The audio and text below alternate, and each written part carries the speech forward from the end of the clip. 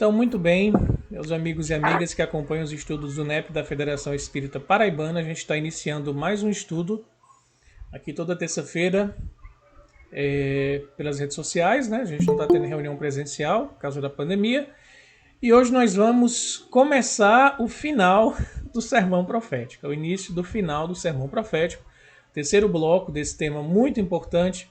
E o tema é intitulado, né, do terceiro bloco, A Vinda do Filho do Homem. Jesus vai falar de como seria essa vinda dele, né? A palavra em grego é parousia, tem gente que interpreta como presença, estar ao lado, vinda. Isso dá muito tema para aspectos de interpretação até teológica, né? O pessoal especula como é que vai ser essa vinda do Cristo. E a gente vai ter então esse início de compreensão hoje com os companheiros Alexandre e Elis, que estão responsáveis pela apresentação do estudo, e nós vamos aqui dando os nossos comentários, complementando, e nas próximas terças-feiras a gente vai ver os comentários espirituais, né, de Emmanuel, de Kardec, enfim, tanta gente boa que vai aparecer. Então já passa a palavra para a dupla responsável poder conduzir. Alexandre e Elis, fiquem à vontade, é com vocês. Câmbio. Oi, gente, boa noite de novo.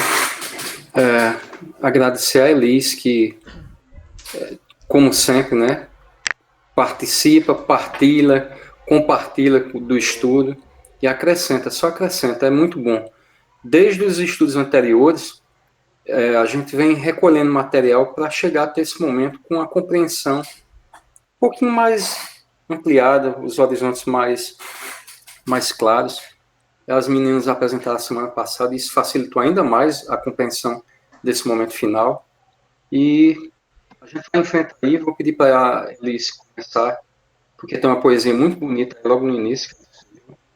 Então, Elis, depois da leitura da passagem bíblica, a gente vai ler aí a poesia que a Elis escolheu.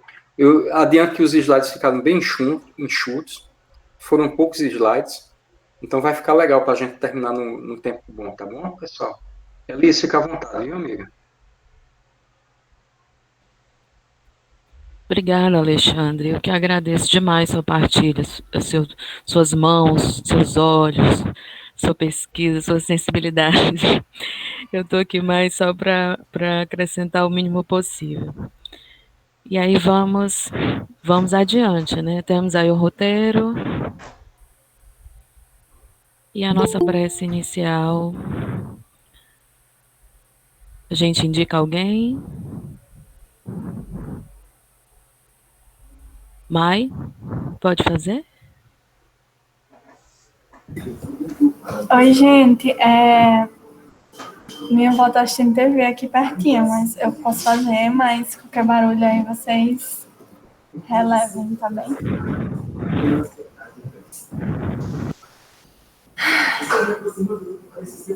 Envolvidos nessas vibrações de amizade, de curiosidade, de querer estudar o Evangelho,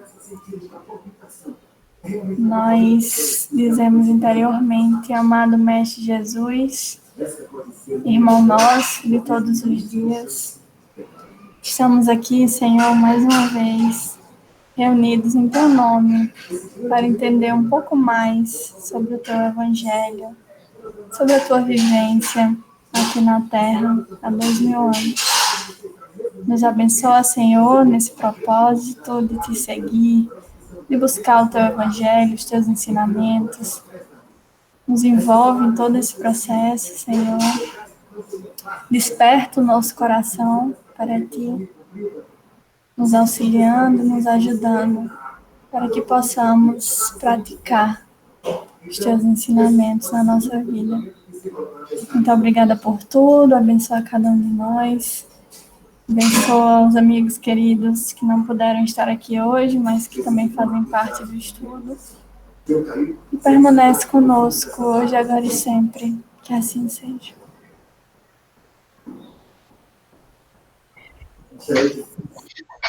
Que assim seja. Bom, a gente escolheu uma poesia para abrir o estudo. E colocamos aqui a Thaís Araújo, porque nesse vídeo ela está numa série de vídeos em homenagem a personalidades negras, E uma dessas personalidades é a Alta de Souza. Então vamos lá. A Jesus. Senhor, protege os corações cansados, que se vão sem conforto e sem guarida, no aguaceiro de lágrimas da vida, indiferentes ou desesperados. Ascendem para os céus todos os brados da alma humana tristonha e dolorida, balsamiza de amor toda ferida que punge o coração dos degredados. Degredados na terra tenebrosa, terra de sombra estranha e dolorosa, recamada de prantos e espinhos, ampara meu Jesus, quem vai chorando. Não sei se tem um trechinho embaixo, acho que quando a gente enviou o slide deve ter saído da formatação um pouco. Vou ver aqui, só um minuto. Tem sim. Tem, né? Vou subir aqui. Pronto. Ampara, meu Jesus, quem vai chorando entre dores e acolhe-o soluçando na miséria de todos os caminhos. A Alta de Souza ela é bem profunda, né? Mas acho que reflete também esse momento que a gente está vivendo aí, essa descrição desse momento de despedida, de mudança também. E aí, para quem não sabia, fica a informação de que a Alta de Souza era negra, uma grande poetisa brasileira. Pode passar, Diego.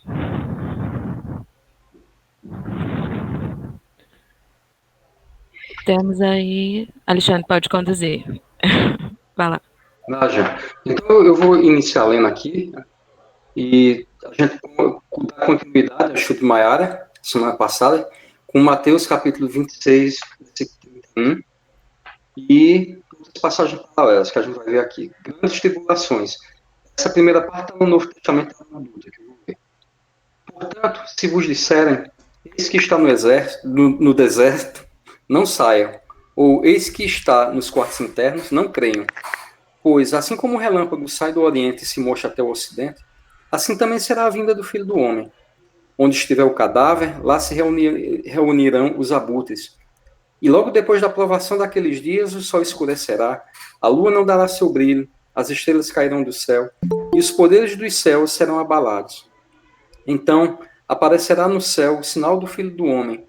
Todas as tribos da terra se lamentarão, e verão o Filho do Homem vindo sobre as nuvens do céu, com poder e muita glória. Ele enviará os seus anjos com grande trombeta, e eles reunirão os seus escolhidos dos quatro ventos, da extremidade dos céus até sua outra extremidade, a Duda.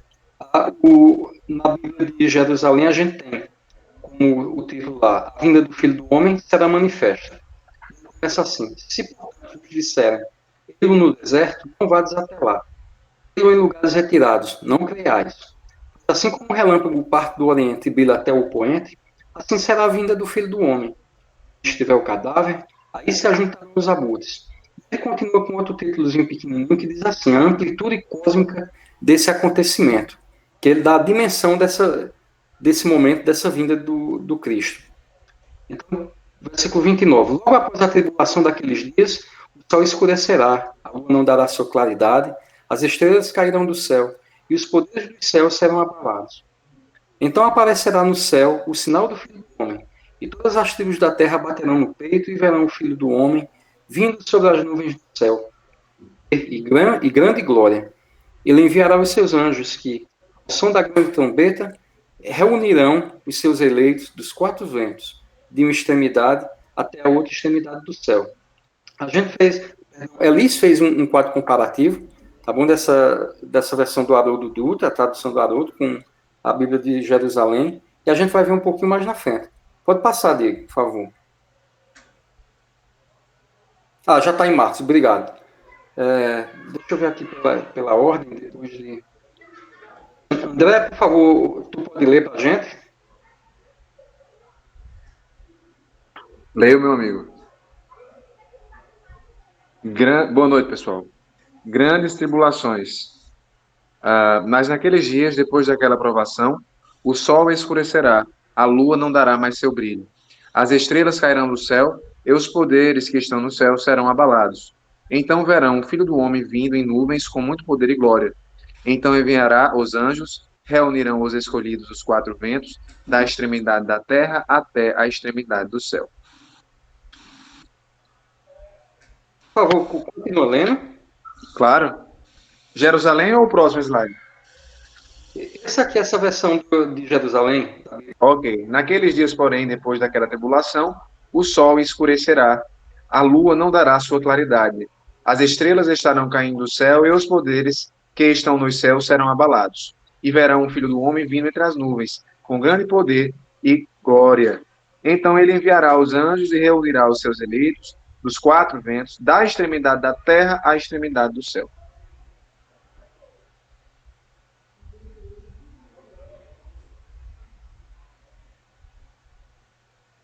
Teu microfone está fechado, Alexandre.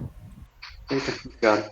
A gente está vendo aí que o paralelo em Marcos é um pouquinho menor, não menos significativo, mas a gente tem ainda a versão de Lucas que é ainda mais enxuta.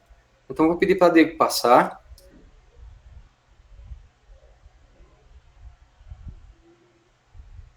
Olha, quem pode ler aqui? A Zuila, é assim que pronuncia, gente? Pode ler a Zuila, por gentileza.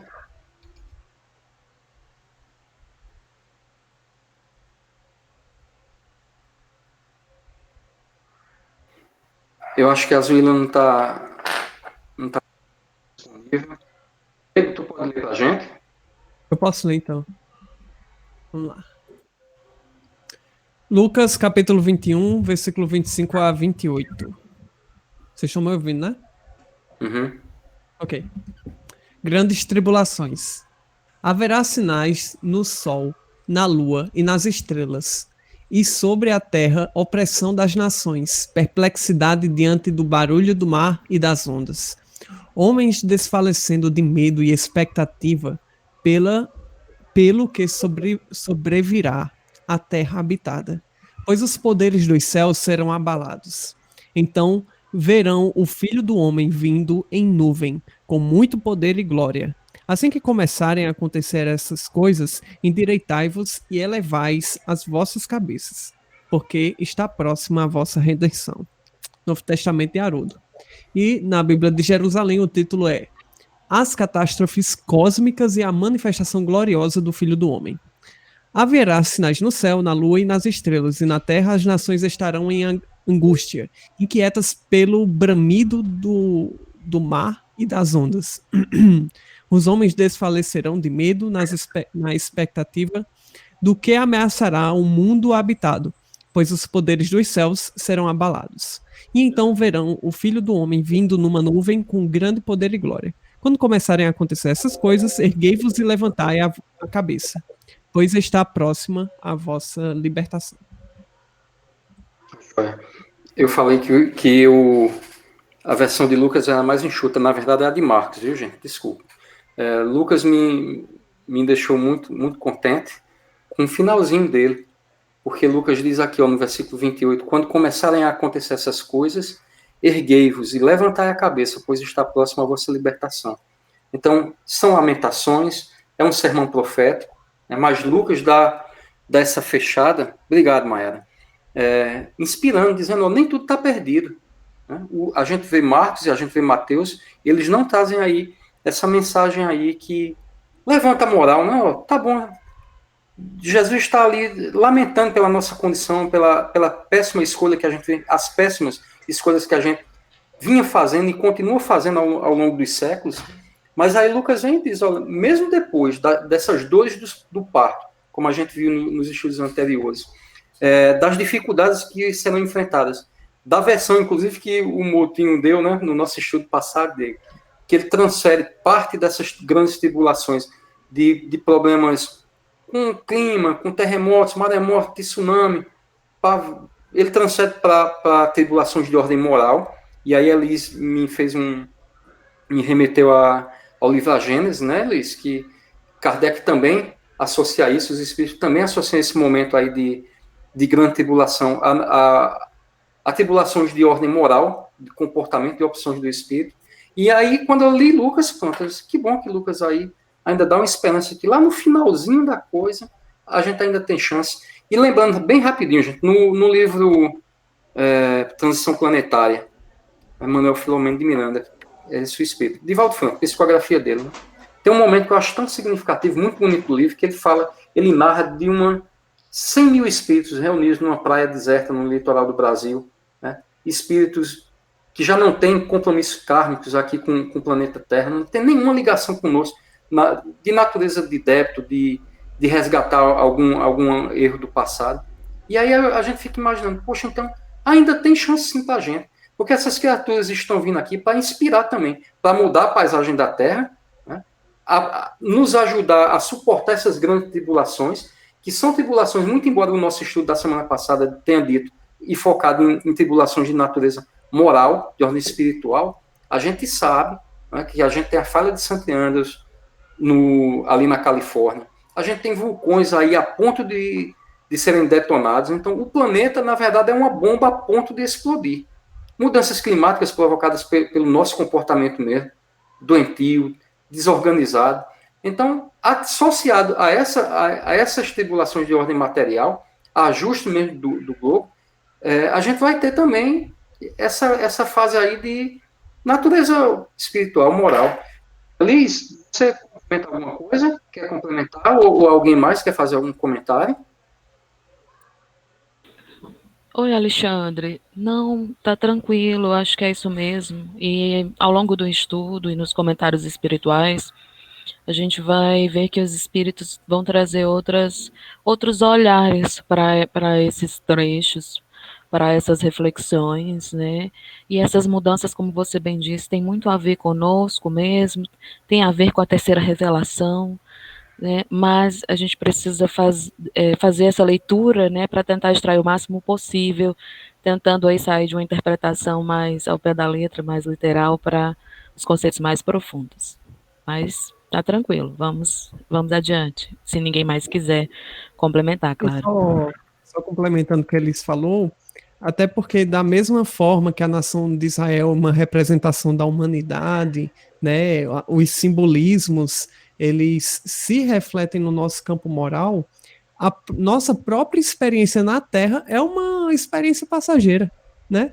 Então a gente pode encarar a própria encarnação na Terra como algo que passa e como algo que as eventuais calamidades, sejam elas de caráter moral, sejam elas de caráter físico, como as que de fato acontecem, vem acontecendo, né, durante esse processo de regeneração e tal, elas todas dizem algo a mais ao espírito imortal, que sobrevive a todas essas questões de ordem física, né?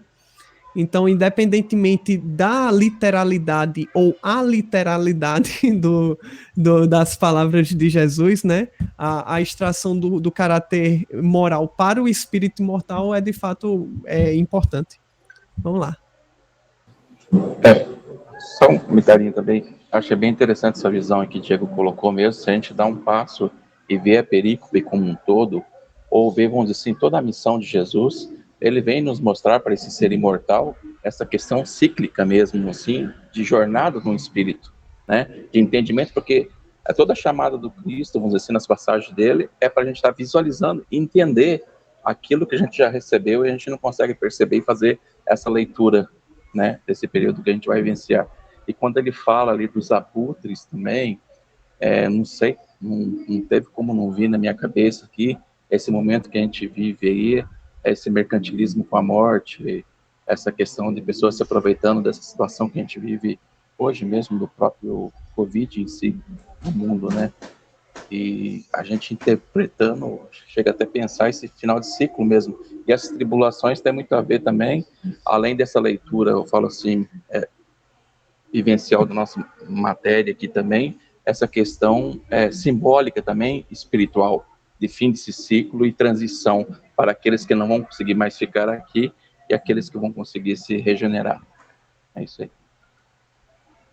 Gente, eu queria só tirar uma dúvida com vocês. É possível? Estão me ouvindo? Claro, colega. Poderia voltar um pouquinho só esse último perícope, por favor?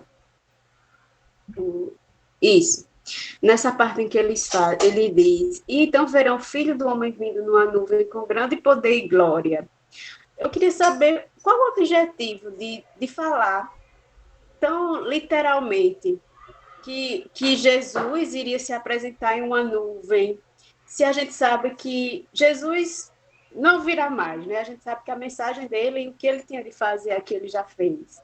Então, eu queria que... É uma dúvida que eu tenho. Por quê? Qual o objetivo de dizer de forma tão objetiva essa frase? Que ele vem e ainda por cima numa nuvem. Azuila, acho que essa é a grande questão de todos nós, na verdade. Uma das passagens que eu mais tenho dúvidas, né? Tem as interpretações que eu já escutei em alguns lugares, mas aqui no NEP a gente vai poder ter maiores visões e assim, pode ficar sossegada, certo? Que essa sua dúvida é a da maioria das pessoas que estão aqui. E com certeza o pessoal vai trazer, acho que o simbolismo da palavra nuvem para o Antigo Testamento, né? Logo quando eu li eu já me lembrei de nuvem e lembrei do que aconteceu com Moisés, quando ele subiu para receber as tábuas da lei e tinha uma nuvem. Então assim, o pessoal vai trazer o símbolo de nuvem aqui, certo? O símbolo espiritual de nuvem, e Jesus com certeza estava dialogando com esse símbolo no imaginário do povo judeu, porque nuvem para eles tem um significado muito forte de presença espiritual, certo? A gente vai ver isso, mas a sua dúvida é a principal de todo mundo aqui. Câmbio. Ah, tá. Obrigada. Tá bom. Azuila, ele também está fazendo referência a uma passagem de Daniel, no capítulo 7, versículo 13. Lá do Velho Testamento. Cortou aqui, eu não entendi. Em referência a... Uma referência ao Velho Testamento, Daniel, capítulo 7, versículo 13. Tá. E a gente vai ver, sim, um pouquinho mais na frente, a gente vai fazer aqui uma citação aqui sobre o Filho do Homem. Tá, peço só um pouquinho de paciência comigo, tá, gente? Que eu ainda estou engateando para chegar pertinho de vocês. Não, pelo amor de Deus, a gente tá todo mundo aprendendo. E tu chegou bem no sermão profético, que é o Pericope mais. Ai, meu Fique Deus. tranquila, tá todo mundo. Era isso. Obrigada. Era isso que eu ia falar. Azuila, é outra coisa que a gente tem que lembrar do sermão profético, que eu acho que eu e Maia a gente tinha até falado no dos estudos, do estudo passado, num dos encontros. Porque é assim, é dito pelos estudiosos, pelo pessoal que estuda, que a linguagem, que é uma linguagem diferente da do sermão profético. De todas as linguagens que Jesus usa ao longo de todo o evangelho, eles dizem que dá para dizer que há um estilo literário diferente para o que ele usa no sermão profético, entende? Que ele usa uma fala tão diferenciada que é como se ele tivesse ido ali no tipo de texto, no tipo de fala de texto lá dos profetas do Antigo Testamento e do Apocalipse de João. Ou seja, um estilo profético. Ou seja, totalmente diferente do que a gente conhece, sobretudo nós ocidentais. Se para o pessoal oriental ali já é diferenciado, imagina para a gente ocidental, que tem uma mente totalmente, sabe, totalmente diferente de tudo isso. Então, a gente tem que ir com bastante paciência. Então, se Jesus, ele normalmente já tem uma linguagem simbólica, a gente já tem que aprofundar num texto desse, que já é mais diferenciado ainda por ser uma profecia, aí que a gente tem que ir com muita paciência e tudo mais. Então, é realmente simbólico.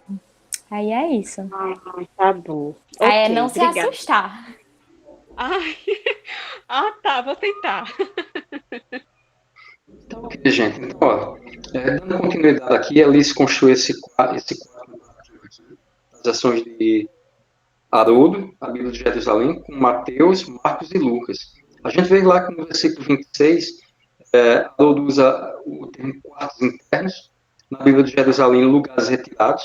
É claro que aí está fazendo referência a momentos de meditação, em que a gente se afasta para pensar, para refletir, para orar, tá bom? E cada um tem o seu quarto interno, o seu lugar reservado na própria condição daí dos espaços, dos momentos de oração e de espiritualidade.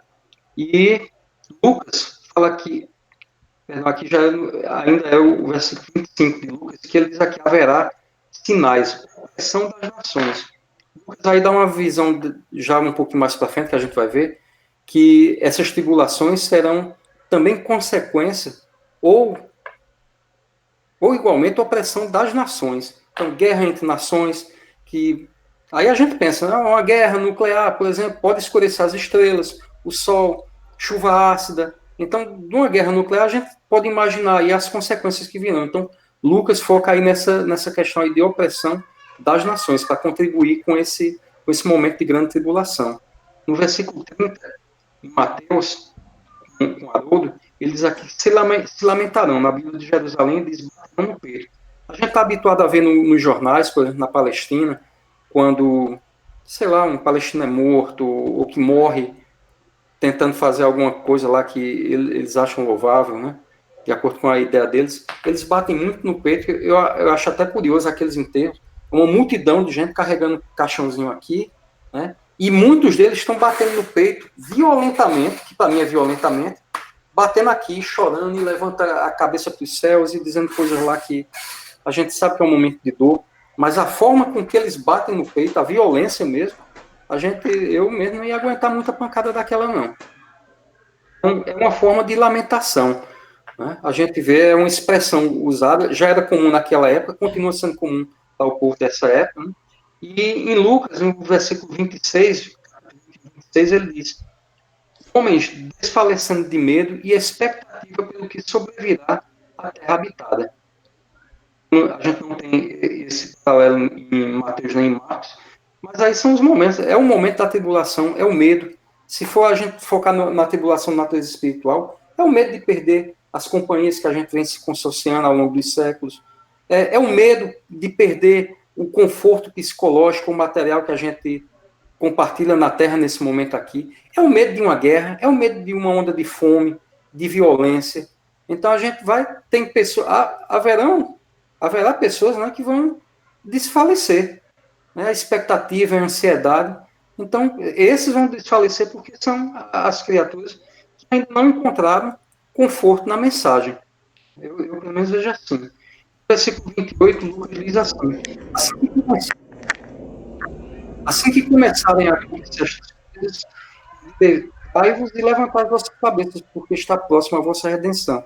Eu acho muito legal, porque, fazendo um comparativo aqui com o versículo anterior, a gente diz assim, poxa, a gente sofre, dói na gente quando a gente está tentando parar de fumar, de beber, quando a gente está tentando de cortar um vício, uma coisa que nos prejudica a saúde ou o comportamento em sociedade, em família.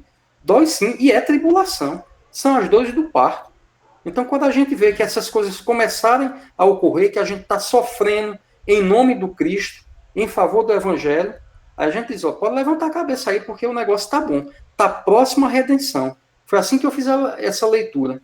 Eu lembro quando eu estava tentando parar de beber, né, como eu sofri, me afastei dos meus amigos, das minhas companhias, ficava sozinho, era solidão, me sentia abandonado, sem ninguém para conversar, para compartilhar das mesmas brincadeirinhas, das mesmas coisas. Então, a gente depois percebe, realmente, sofreu, é a dor do parto, sofreu tanto, aprendeu, optou por uma vida melhor, né? E aí a gente diz, quando o sofrimento estiver lá no auge, fica feliz porque a redenção está próxima. A gente pode passar? Alguém quer comentar mais alguma coisa?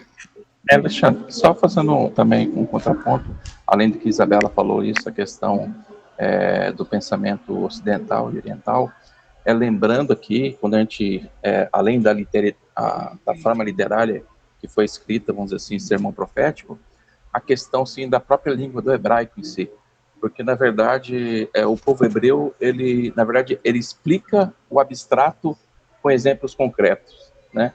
Então, eles usam muito, vamos dizer assim, aquilo que é concreto do seu dia a dia, do seu convívio, para explicar o que é abstrato.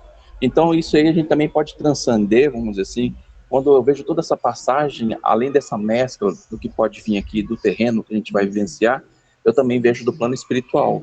Às vezes os espíritos degradados, vamos dizer assim, Jesus recebendo aqueles que faliram, talvez tenha que ser degradado para os outros planos, vamos dizer assim, ou para outros planetas que eles não possam estar vivenciando aqui. Pode ser que tenha esse contexto, vamos dizer assim, que eles tentam explicar essa questão da espiritualidade ou do abstrato através de palavras mais concretas e que eles possam entender. É isso aí. Que joia, Israel. Muito massa, obrigado. Liz, por favor, tu passa aí o momento, o próximo slide. Não é Liz, mas é Diego. E agora é hora do onde, quando, quem, o que, de que, por quê. Apagaram o opa aí, ó, mas vamos lá. É o momento da pesquisa do NEP. E aí, o nosso primeiro onde, quartos internos. Que joia. Eu vou aqui, é curtinho, né? No interior da casa, oculto, aposento íntimo, dispensa, celeiro. Joia. Aí, gente, um pouquinho do que Israel falou aí, né?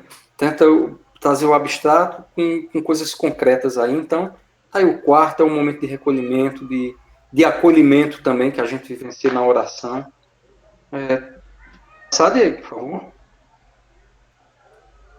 Elis, você quer continuar daqui, por favor? Eu posso continuar, mas eu fico mais à vontade de você ficar na mediação, porque, por incrível que pareça, eu estou nesse grupo desde 2013, mas infelizmente ainda continuo nervosa. E aí eu queria dizer para nossa amiga que chegou agora que não se aflija não, porque todos nós, pelo menos eu, estou bem muito atrás, estou aqui como aprendiz mesmo, estamos todos nessa caminhada, né? E aí, só fazer a minha defesa, Diego, eu tirei o elemento lá, que você chamou atenção, porque essa estrutura eu peguei de um slide antigo, que a gente fez um estudo, do Opaió, eu tirei lá se é que era para ter lá no... Beleza. Bom, vamos lá.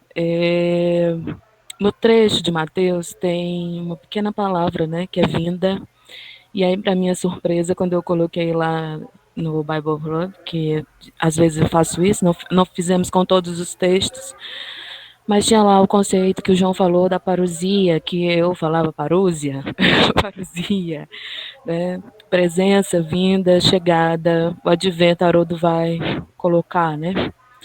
E aí eu já estou lendo, deixa eu ver quem é que vem na lista. Vamos ver. É Diego. Diego já leu? Pode ler, Diego?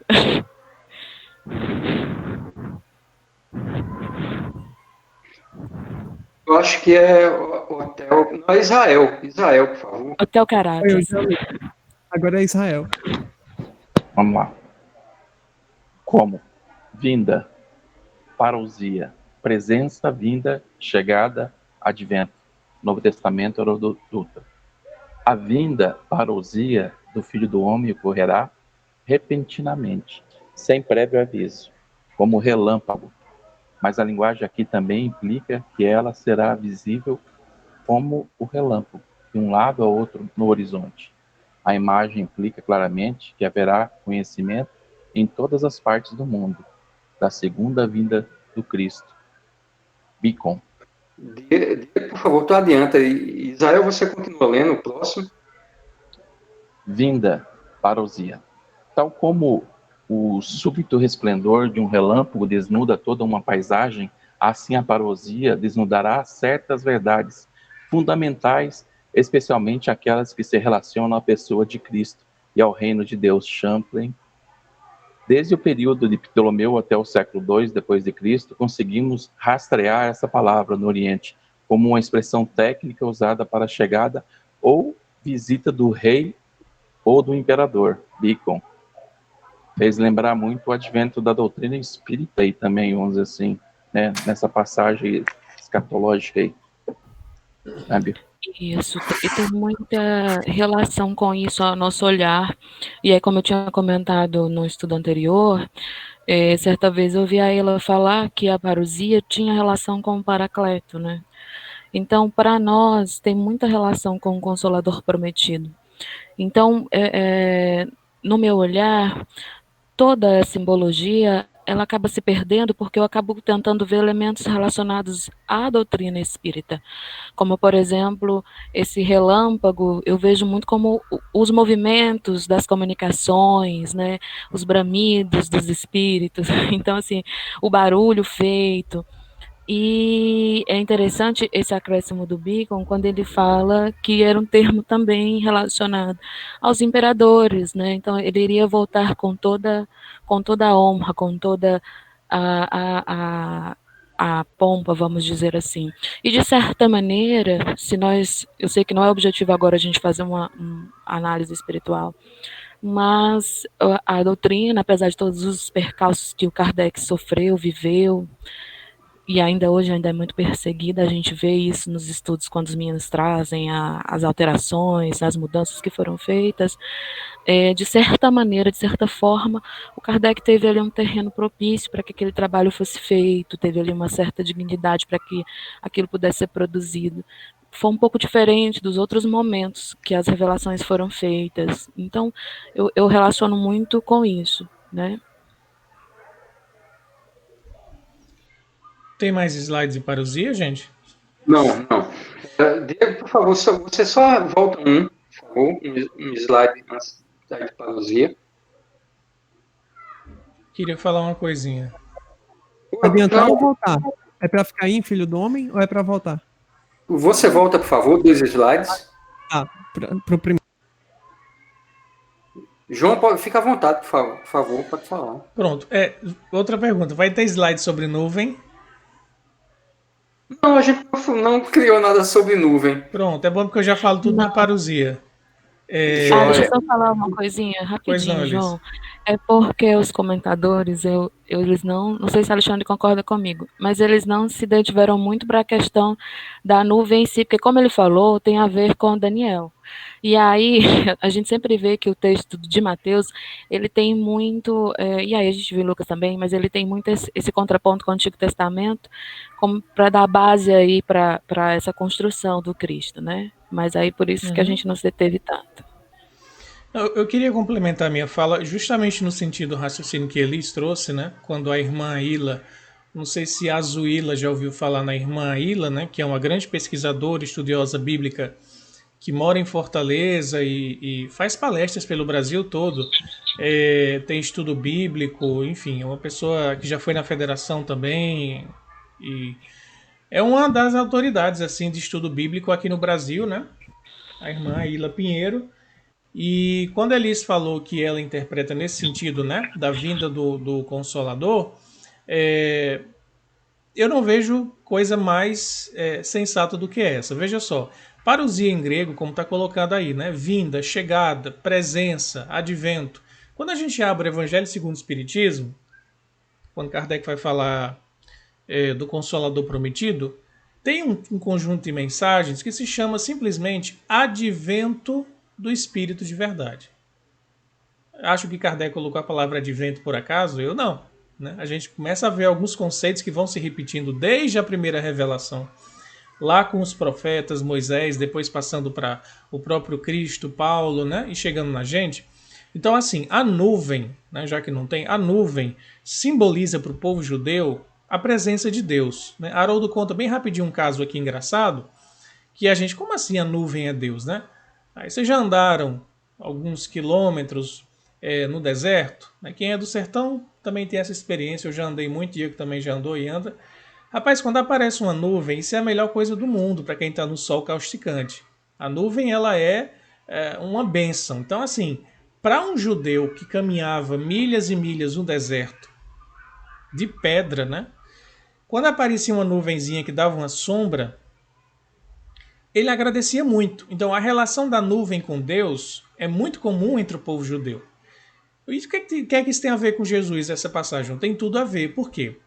Na manifestação que houve, né, lá no monte que a gente chama Monte Sinai, mas é Monte Horebe, na península do Sinai, com Moisés, né, Moisés, o grande legislador, quando Moisés sobe, todo mundo que estava lá embaixo viu, e não precisava ser médium, viu uma nuvem de fogo sobre Moisés. Moisés, no meio da nuvem, se perdeu, como se fosse uma neblina. A gente vai para a região do Brejo aqui na Paraíba, que tem lá seus 700 metros, e você fica na neblina, no inverno você não vê nada.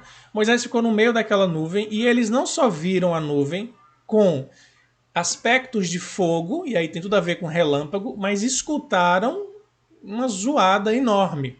Então foi uma manifestação física em forma luminosa, e auditiva, certo? Uma presença da espiritualidade, um advindo ali da espiritualidade patente a todo mundo que estava lá com Moisés. Está descrito no Antigo Testamento. Quando a gente vê a revelação espírita junto com Kardec, o que aconteceu? A mesma coisa. Uma invasão organizada, como diria o Conan Doyle, né?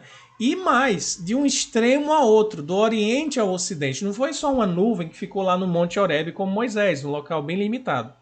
Com o Espiritismo, a carne da humanidade inteira recebeu esse espírito. Então eram médios da Austrália até o Chile, da França à África do Sul. Então, assim, é como um relâmpago que cruza de um extremo a outro. Então, tem tudo a ver, isso que a irmã Ilha fala, né, com essa passagem que Jesus fala, ou seja, uma coisa que vai cruzar de um extremo a outro, tem a ver com nuvem, que é a presença divina manifesta, ostensiva. E olha, o que é que nós tivemos com o advento do Espiritismo? Era a presença constante da espiritualidade com fenômenos de efeito físico e fenômenos de efeito inteligente. Então não é para se imaginar, dentro de uma ótica espírita, né, que a explicação dessa passagem, que é uma das mais assim apocalípticas, né, de Jesus, ele vindo no meio das nuvens, que isso seja literal.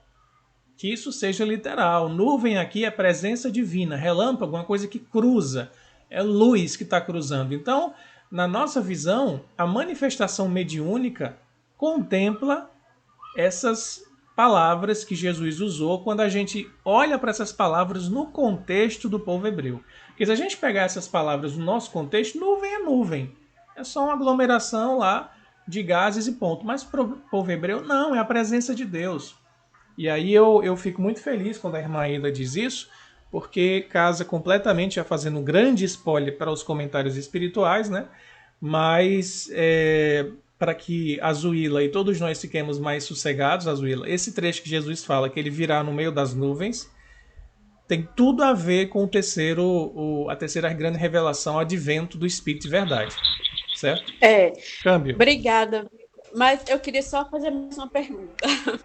Com relação à segunda vinda, o que é que vocês, de acordo com os estudos que já vem fazendo, vocês acreditam que ele virá novamente? Porque eu cresci dentro do Espiritismo dizendo que ele não vinha mais, né? E aí, eu queria saber de vocês a respeito dessa segunda vinda. Veja, se você considera, aí é uma questão de opinião pessoal minha e de outros pesquisadores, se você considera a entidade espiritual que está por trás do nome Espírito Verdade como sendo Jesus, você tem a liberdade de considerar quem você quiser nas suas pesquisas. Muita gente considera, eu particularmente tenho a opinião de que é o próprio Cristo pelo conteúdo das mensagens. Se você considera que é ele que estava organizando todo aquele processo, ele que era o guia espiritual de Kardec, então a segunda vinda dele foi justamente com a chegada do Espiritismo.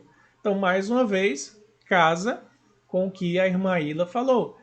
Então, é o advento do Espírito de Verdade, vírgula, que é Jesus, ponto. Né? Essa é uma forma de interpretar. Eu não estou dizendo que é a única e que é a correta e ponto final. Entendeu? É uma perspectiva de interpretação que boa parte dos estudiosos que eu conheço, Haroldo e outros companheiros, pensam assim, você analisando as mensagens que estão lá no Evangelho, em Revista Espírita, e outras obras que veio com Chico também, dizendo que o Espírito de Verdade é o próprio Cristo, que conduzia os trabalhos junto a Kardec. Então, ele veio de novo. Como? Na intuição, na cabeça de Kardec, ele intuía Kardec o tempo inteiro, e coordenando a vinda de todo o agrupamento espiritual que trabalhou junto de Kardec, com o Consolador. Câmbio. Ok. Eu também penso assim, viu? Porque ele já fez o que tinha de fazer, né? Agora nós que lutemos, né? Você que lute, ele diz para a gente. Então, acredito que a semente já foi plantada. A gente já tem todo o conhecimento que é o Evangelho. Então, para que Jesus viria novamente, né? Eu acredito também dessa maneira. E no slide anterior, com a explicação, né, da segunda vida, não, foi esse slide mesmo que tem, da segunda vida, eu fiquei meio encasquetada por ser o Novo Testamento do Haroldo Dutra. Eu achava que ele tinha feito essa interpretação também de uma possível segunda vida, mas aqui está dizendo que foi Bacon, né? Então, já esclareceu quando fez a leitura. Agora, e você completou aí o raciocínio. Azuila, e eu concordo muito com isso que o João falou, não só por essa perspectiva de que não vejo a necessidade de Jesus encarnar novamente, né? Não vejo um sentido prático, mas assim, de uma interpretação simbólica, a gente pode ver, eu acho que a gente poderia ver duas formas de encarar essa vinda dele.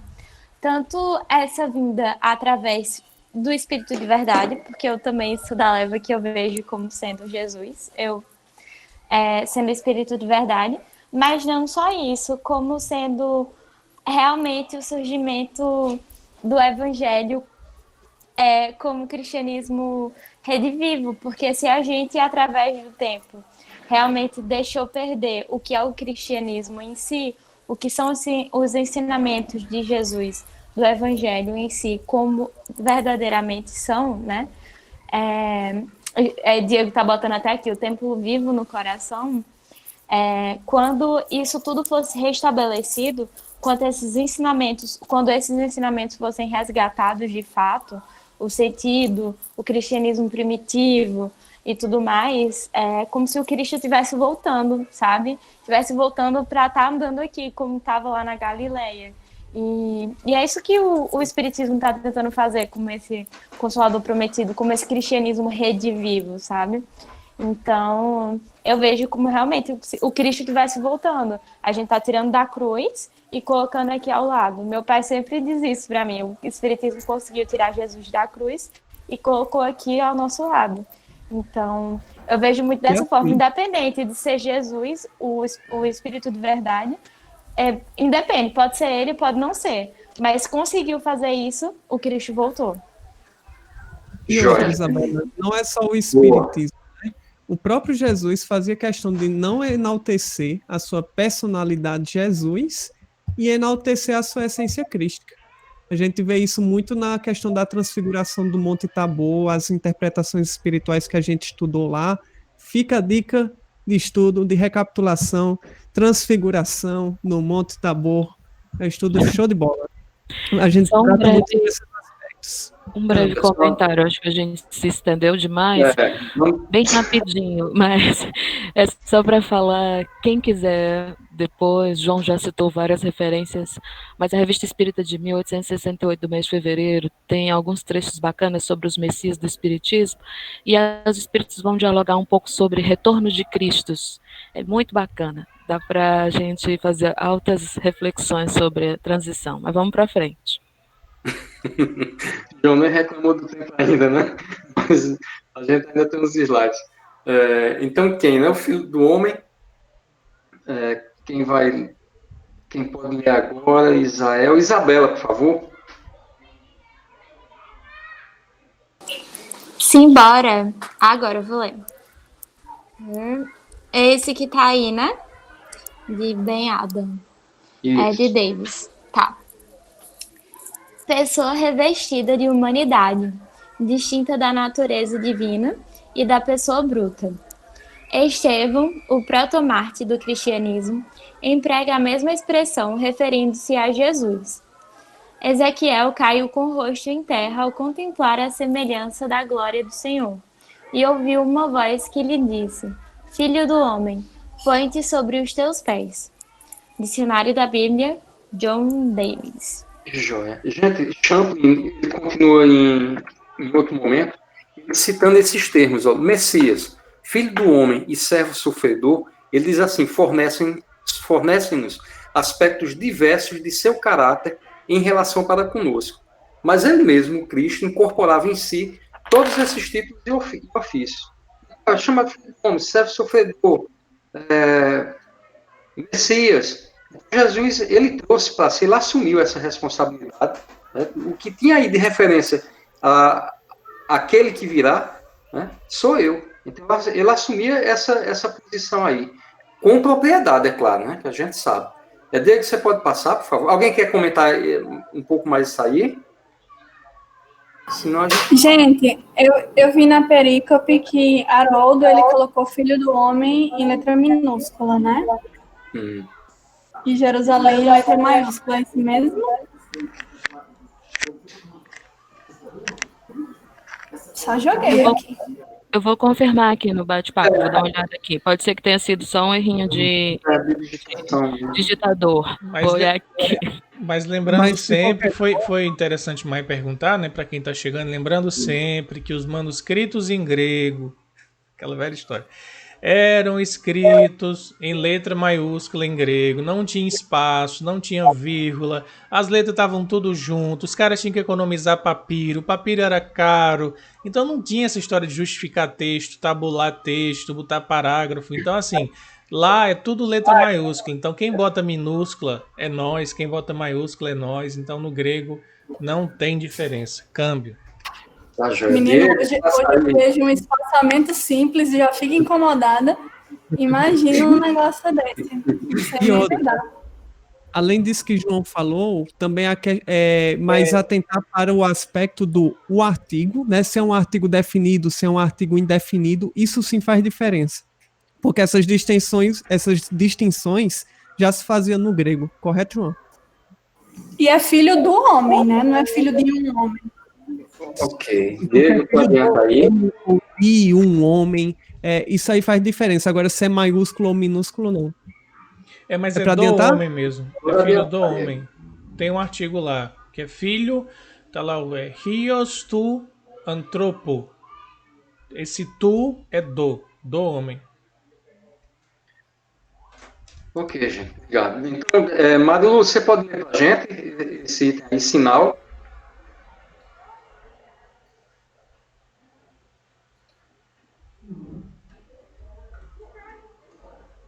Gente, Marilu, eu acho que não está disponível. Maiara, pode ler, por favor? Desculpa, pessoal. Marilu, vai. Pronto, Marilu. Obrigado. Pode ler. Sinal no Antigo Testamento. O próprio Êxodo, que a travessia do Mar Vermelho e com a destruição do exército egípcio, proveu o exemplo supremo de tais sinais e maravilhas. Essa convicção se encontra por todo o Antigo Testamento, enquanto a Israel foi assegurado que quando Deus se revelasse novamente, haveria sinais e maravilhas prenunciando a sua vinda. Douglas. Diego, por favor, adianta aí. Marilu, você continua lendo? Pois não. Agora tá pequenininho. Então deixa eu ler aqui, se você não... Vou passar. Tá, joia. Eu vou ler aqui, tá, joia, gente? Então, sinal. Tá, o termo grego, semeion, tá no Novo Testamento. A palavra semeion também abrange nuances semelhantes de significado. Uma indicação da presença de Deus agindo por meio de graça ou de julgamento. Os discípulos esperavam demonstrações de poder e manifestações externas, milagres, sinais e maravilhas, experimentadas pela igreja primitiva em confirmação ao poder do Evangelho. O julgamento final do mundo também será pronunciado por portentos dramáticos, grandes sinais. Está lá no Novo Dicionário da Bíblia, Douglas. Continuando, ele diz aqui, sinal do Filho do Homem. Não se pode dar nenhuma resposta categórica. Isso pode querer dizer algum sinal visível antes da segunda vinda. Ou poderia se referir ao próprio Filho do Homem como sinal. O sinal de que a consumação dos tempos chegou. Nesse caso, pode haver uma referência direta a Daniel, capítulo 7, versículo 3. Gente, essa questão de sinal, a gente lembra que os judeus estavam sempre pedindo a Jesus para que ele fizesse sinal. Eu estava falando das coisas do céu. Ali do céu, os caras não estavam compreendendo e eu ia pedir mais sinal, falando das coisas, que é coisa fácil, que ninguém compreendia. Então, essa questão de pedir sinal era também essa promessa que está no slide anterior, que a Israel foi assegurado que quando Deus se revelasse novamente, haveria sinais e maravilhas. Ele cita uma passagem de Joel, no capítulo 2, versículo 30, que fala do dia do Senhor. E ele diz assim no versículo 28, e acontecerá depois que derramarei o meu espírito sobre toda a carne. Vossos filhos e vossas filhas profetizarão, vossos velhos sonharão e vossos jovens terão visões. Mostrarei prodígios no céu e na terra, sangue, fogo e colunas de fumaça. Mas vocês falaram anteriormente o advento do Espiritismo, né? O Espírito de verdade, através sendo Jesus, que eu também concordo, dirigindo, coordenando todo esse momento aí de ressignificação, como Isabela e Mayara completaram aí, né? É tirar, despregar Jesus da cruz e trazer ele aqui para viver conosco. Quer dizer, desapegar Jesus. Diego, tu adianta, por favor. Abutres. Então, agora para a Mayara, por favor, pode ler. Bora lá, vamos lá. Deixa eu aparecer aqui. Abutres. Aetoi. Águia, mais utilizado para qualquer ave de rapina, como abutre e urubu. Aroma. Aí nós temos Douglas, que diz, no hebraico, nesher, provavelmente é um termo genérico como substantivo águia em português. Poderia incluir todos os pássaros de grande porte e as muitas referências ao termo. A maioria delas nos oferece poucas indicações sobre a espécie. Algumas autoridades consideraram que, em todos os casos, nesher deveria ser o abutre fusco, tal como o vocábulo grego aetos. Pronto, gente. É isso aí. A gente achou importante isso porque a gente vai comparar um pouquinho, vai chegar num momento que a gente vai, essa águia romana aqui, será que em vez de abutre não seria uma águia, né? Que veio realizar o julgamento, cobrar do corpo caído, o povo caído, as consequências de sua condição espiritual, mas a gente vai ver um pouquinho mais na frente, tá joia? Ele trata assim como águia, sendo uma raça, né, o gênero, e abutre, espécie. Foi o que eu entendi mais ou menos. Então, vou passar aí, por favor, Diego. É estranho, Alexandre, porque como ele fala de cadáver, eu achei que era mais na vibe urubu mesmo. Do urubu, como é do abutre. Mas olha só, do abutre real. A gente vai ver que cadáver também significa caído. A gente vai ver um pouquinho mais para frente. Então, se você cai na condição da própria vida espiritual, às vezes a gente cai, a gente se coloca como um corpo caído, aguardando o julgamento, um corpo caído que não trabalhou, que não se aproveitou das oportunidades espirituais, que não se conduziu espiritualmente como o povo de Israel, para mim que representa um corpo caído, né? E dali os abutres vieram para realizar o julgamento, tá caído, não está produzindo, então quem está caído apodrece, quem está apodrecendo atrai as aves de rapina. É só uma ligação assim, né?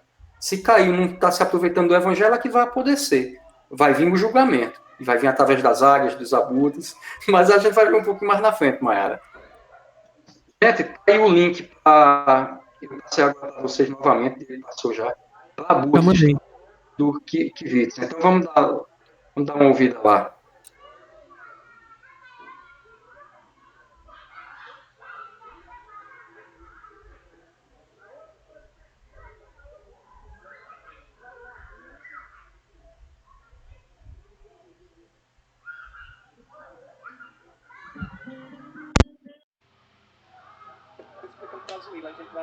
E depois volta pra cá, viu, Azuila? Aí a gente muta os microfones. Tá ok.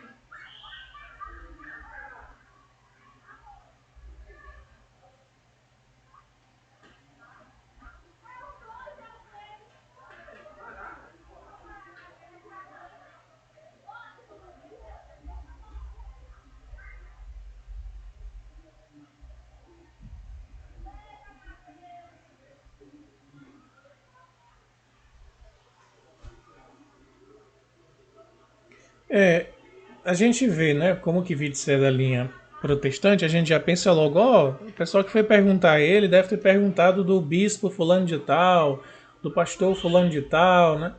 E a gente esquece do próprio espiritismo. Eu já trabalhei em centro espírita pequeno, já pude ver alguns comportamentos também na própria federação, do pessoal que faz atendimento fraterno, de pessoal que é médium, e eu já vi situações, sobretudo no centro menor, que você vê mais coisas e mais pessoas, você fica em tarefas desde palestra até o próprio atendimento fraterno, de pessoas que estavam fazendo atendimento fraterno e chegavam gente com sofrimento e a pessoa percebia a carência afetiva e ele queria tirar proveito daquilo de alguma forma para criar uma relação mais íntima, criar uma amizade e dessa amizade talvez algo a mais. Então, assim, isso são coisas que acontecem dentro do espiritismo. A gente viu escândalos recentes de médiuns aí que eram verdadeiros abusadores, né? E passaram de todos os limites em termos de ética e de moral.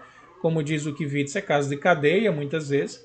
E a gente tem, sim, pessoas dentro da religião, todas as religiões, como se tem os necessitados, tem gente que se aproveita da fragilidade e tira algum tipo de vantagem, seja vantagem emocional, seja vantagem afetiva, até vantagem financeira muitas vezes, porque tem gente que cobra, né? A gente sabe que tem pretensos gurus aí, médiums e etc, que cobram por cursos, cobram por práticas de yoga, cobram por certas previsões, conselhos. Então isso na religião tá cheio. Está cheio de pessoa que é charlatã, né? Que é charlatã. Então a gente tem que ter essa atenção porque vai aparecer sim muita gente que é aproveitadora. Câmbio.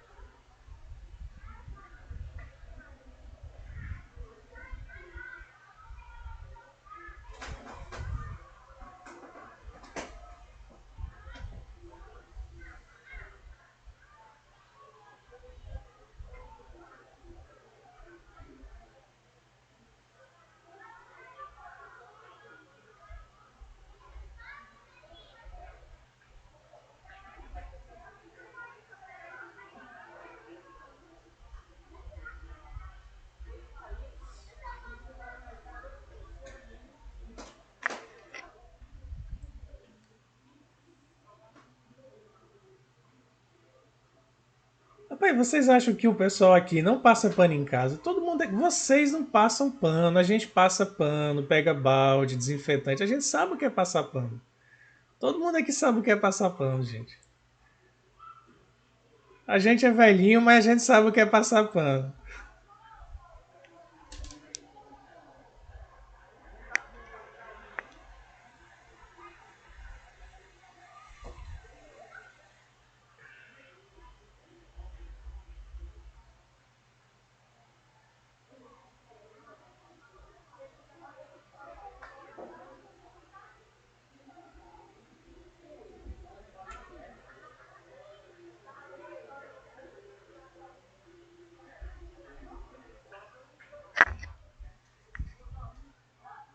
Alexandre, é porque você disse que tinha pouco slide e a gente se empolgou.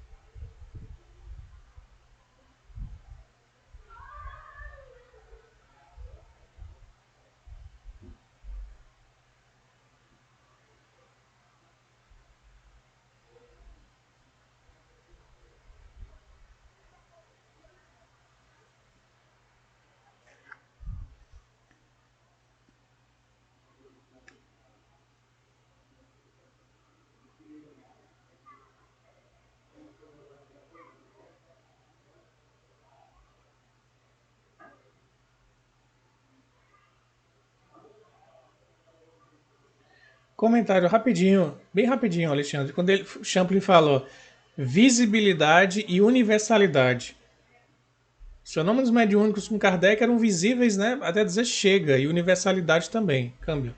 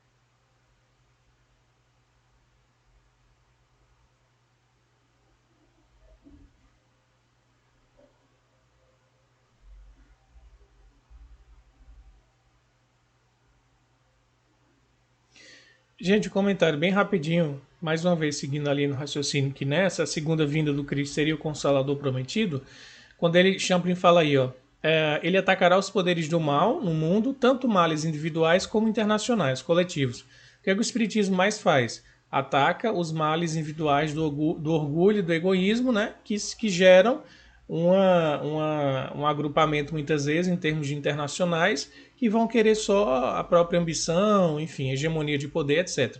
E ele fala, ele destruirá o anticristo com o resplendor da sua vinda. É muito comum nos escritos de Kardec e Leon Denis, eles dizerem que um dos maiores objetivos do Espiritismo é destruir o materialismo. A palavra é essa, destruir o materialismo, combater o materialismo. O que é que há de mais anticristo do que a ideia do materialista? Não tem mais. A gente imagina a figura de uma pessoa, né? Ah, o anticristo foi Hitler, foi não sei quem. Não, gente, é uma ideia. É um sistema de pensamento, é uma ideia de pensamento. Então, se Jesus representa a espiritualização por excelência, o que seria anticristo? A materialização. Você pensar só na matéria. Câmbio.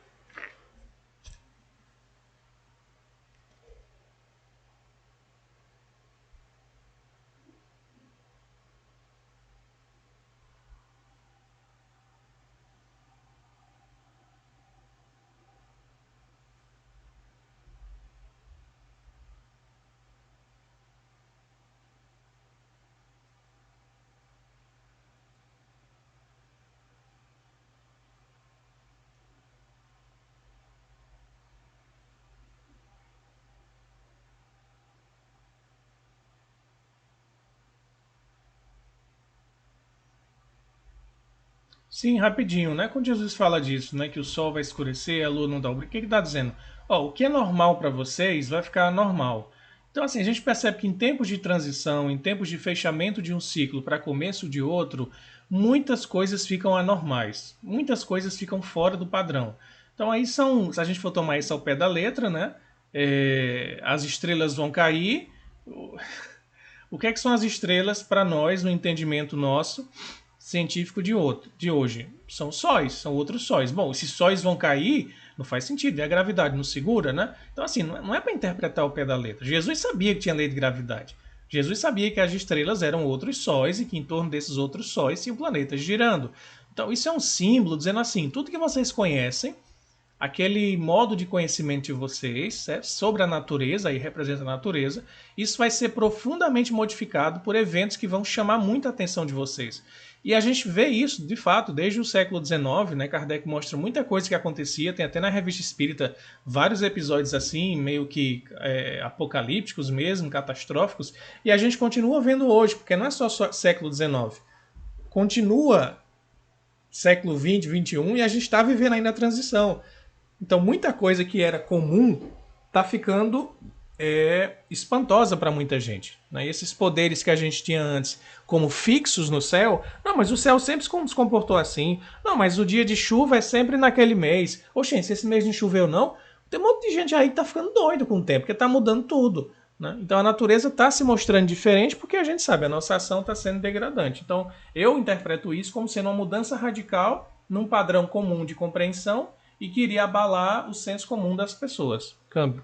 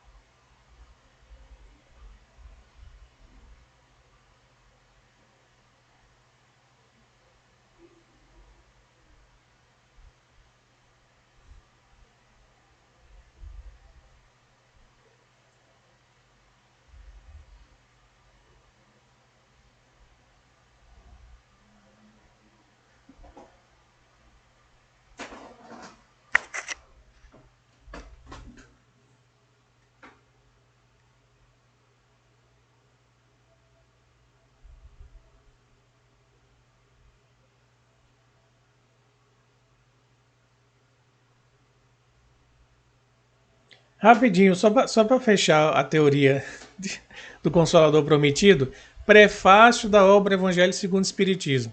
E eis que os Espíritos do Senhor, como estrela cadentes, formando um exército, vêm à Terra. Tá aí, ó, câmbio.